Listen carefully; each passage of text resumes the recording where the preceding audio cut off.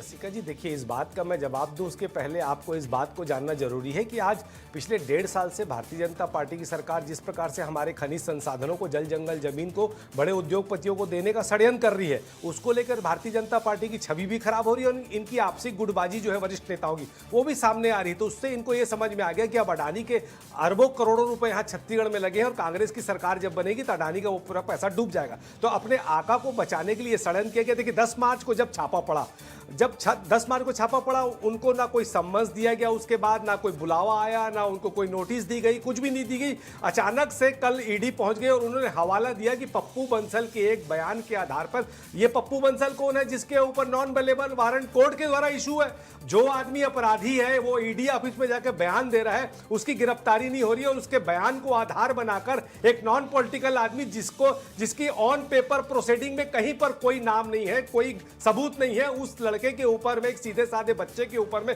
सिर्फ भूपेश बघेल जी के ऊपर दबाव बनाने के लिए, क्योंकि भूपेश बघेल जी लगातार जो तमनार का दौरा करके हसदेव के जंगल और तमनार के जंगल काटने का जो विरोध कर रहे थे, उससे अडानी के इशारे पर भारतीय जनता पार्टी की सरकार ने और केंद्र में अमित और शाह और मोदी जी की सरकार के इशारे पर ईडी ने यह दुर्भावनापूर्वक कार्रवाई की है, जिसको छत्तीसगढ़ की जनता बहुत अच्छे से समझ रही है कि ये सिर्फ भूपेश बघेल जी को दबाव में लाने के लिए उनके पुत्र के ऊपर में कार्रवाई की गई है। ना उनके पास कोई सबूत है, ना कोई प्रोसीडिंग, ना ऑन पेपर में कोई नाम था चेतन बघेल का। कल उसके जन्मदिन के दिन और वो दिन चुना गया जब विधानसभा में भूपेश बघेल जी तमनार और हसदेव को लेकर अडानी के खिलाफ वहां पे स्थगन लाने वाले थे, इसलिए दुर्भावनापूर्वक, बेईमानीपूर्वक कार्रवाई की गई।